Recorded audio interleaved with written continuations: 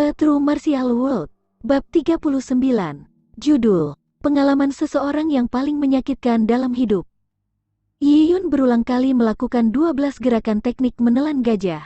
Untuk alasan yang tidak diketahui, itu sangat menghabiskan energi. Dalam keadaan setengah sadar Yi Yun, dia mengulangi gerakan itu 5 kali sebelum dia merasa lelah. Yi Yun membuka matanya dan merasakan perutnya terbakar, seolah-olah api telah menyala. Energi tubuhnya melonjak ke perutnya. Sejumlah besar darah dan energi sedang disuplai. Orang normal akan mengalami aliran darah ke perutnya setelah makan. Ini untuk membantu proses pencernaan. Yi Yun berada dalam situasi yang sama, hanya diperbesar 100 kali. Yi Yun merasa bahwa jika dia mau, seluruh darah tubuhnya bisa mengembun di dalam perutnya. Bahkan paku dan kaca logam bisa dicerna. Perasaan kembung karena memakan tanah liat guanyin telah hilang sama sekali. Di bawah gerakan peristaltik yang kuat di dalam perutnya, tanah liat guanyin yang menggumpal telah dipisahkan. Yi Yun mengangkat kepalanya untuk menyadari bahwa semua orang menatapnya. Zhang Yuxian memiliki senyum di wajahnya. Adapun orang-orang dari kamp prajurit persiapan, mereka hanya bisa digambarkan sebagai tercengang, cemburu dan bermusuhan. Pada saat ini, Lian Chengyu menghampiri Yi Yun sambil tersenyum. "Yi Yun, aku harus menyerah." Yi Yun tampak terkejut saat Lian Chengyu mengatakan itu. Lian Chengyu juga menepuk pundak Yi Yun sambil berkata dengan manis, "Yi Yun, sejujurnya, aku curiga jika kamu lolos babak penyisihan karena keberuntungan. Tapi kamu baru saja membuktikan diri. Aku minta maaf padamu, aku tidak percaya kamu memiliki bakat yang luar biasa." Lian Chengyu tidak pelit dengan pujiannya. "Dulu, menggunakanmu untuk memetik tumbuhan adalah pemborosan bakat. Mulai sekarang, kamu dapat memasuki kamp prajurit persiapan. Klan suku Lian akan fokus merawatmu. Sayang sekali bahwa pemilihan kerajaan hanya dalam beberapa lusin hari. Kamu harus menyalahkan aku karena tidak memperhatikan bakatmu, membuang-buang waktumu. Dengan hanya jumlah waktu yang tersisa untuk berlatih seni bela diri, sepertinya kamu tidak bisa lolos seleksi kerajaan. Tapi tidak apa-apa, jika saudaramu yang bodoh ini menjadi prajurit kerajaan, aku pasti akan membantumu. Aku akan memastikan bahwa kamu akan dapat berjalan keluar dari hutan belantara yang luas ini. Pada saat itu, kamu akan dapat mendukung klan suku Lian kami dan menjadi mulia. Kita bahkan bisa bermigrasi massal ke kota." Lian Chengyu mengatakannya dengan sungguh-sungguh. Matanya tidak menunjukkan sedikit pun tipu daya. Jika Yi Yun tidak mengenal baik Lian Chengyu, dia akan tertipu. Tidak mungkin menilai hati seorang pria dari wajahnya. Jika seseorang yang pandai menyembunyikan niat sebenarnya yang diinginkannya, tidak mungkin untuk mengetahui dari ekspresi wajahnya apa yang sebenarnya dia pikirkan. Lian Chengyu benar-benar melakukannya. Yi Yun mengerti bahwa dia melakukannya sebagai akting di depan Zhang Yuxian. Saat Zhang Yuxian pergi, Lian Chengyu akan mengungkapkan jati dirinya.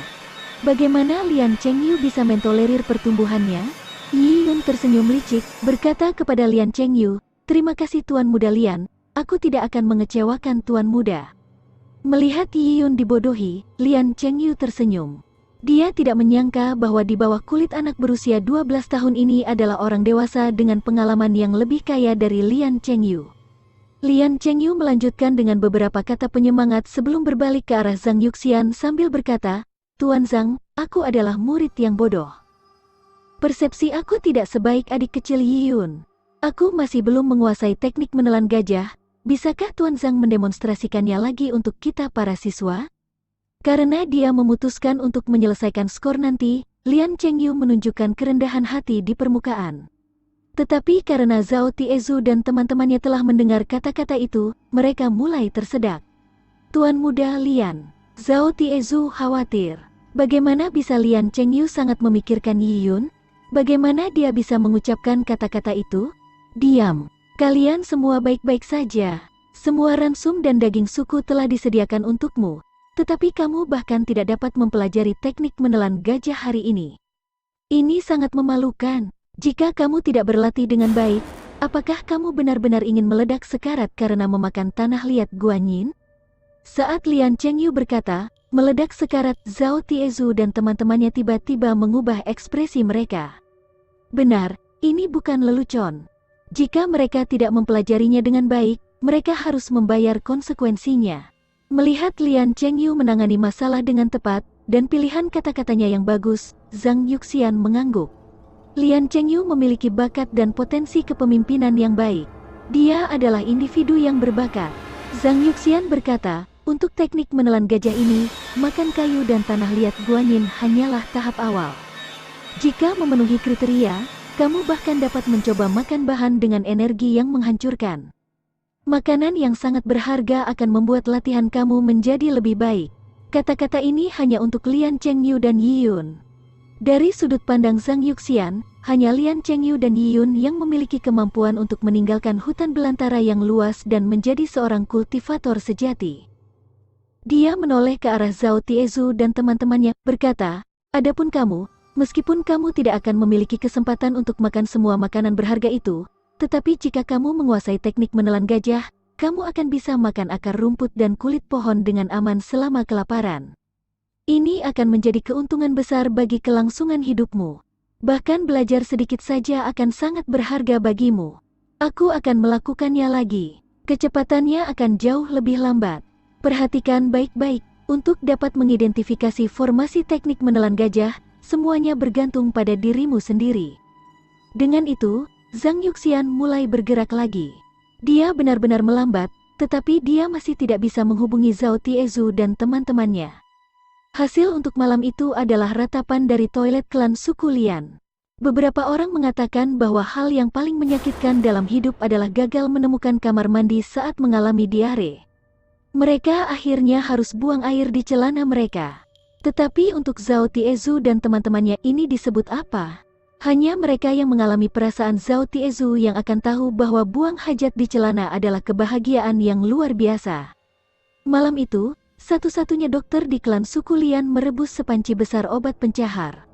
Setiap anggota kamp prajurit persiapan meminumnya, tetapi mereka tetap tidak berhasil mengeluarkannya. Sebagai upaya terakhir, mereka harus mengikuti kata-kata Zhang Yuxian. Mereka menggunakan jari untuk menggali. Ketika mereka menyadari jari-jari mereka tidak cukup panjang, mereka menggunakan tongkat bambu. Adapun batang bambu yang dimasukkan ke dalam rektumnya. Perasaan itu serasa surgawi. Padahal, menggunakan lidi bambu untuk menggali ternyata tidak mudah. Itu adalah tugas yang sangat sulit bagi seorang individu, karena mereka tidak dapat melihat. Sebagai upaya terakhir, mereka harus saling membantu.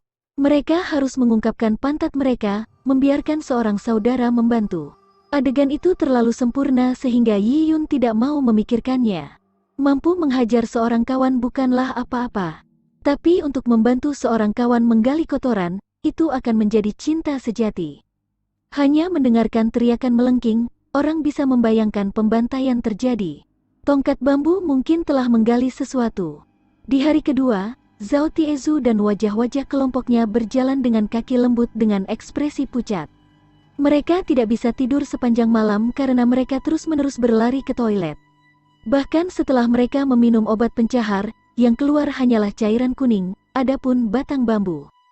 Bahkan penyiksaan yang dikenal tidak ada bandingannya. Namun, untungnya mereka tidak makan terlalu banyak tanah liat guanyin. Akibat pencahar dan penggalian tersebut, tidak ada yang meninggal. Untuk hari kedua pelatihan, Zhao Tiezu dan teman-temannya tidak lagi berani memakan tanah liat guanyin. Karena itu, Zhang Yuxian hanya mengajari Yiyun dan Lian Chengyu. Akhirnya, Zhang Yuxian bahkan tidak tinggal selama 3 hari penuh di klan suku Lian. Pada malam kedua, gulungan batu giok yang menyertai Zhang Yuxian bergetar, mengeluarkan suara. Gulungan giok ini adalah perangkat pesan yang digunakan Jin Longwei. Melihat gulungan batu giok itu bergetar, ekspresi Zhang Yuxian berubah. Dia meninggalkan catatan, menaiki binatang besar itu dan menghilang di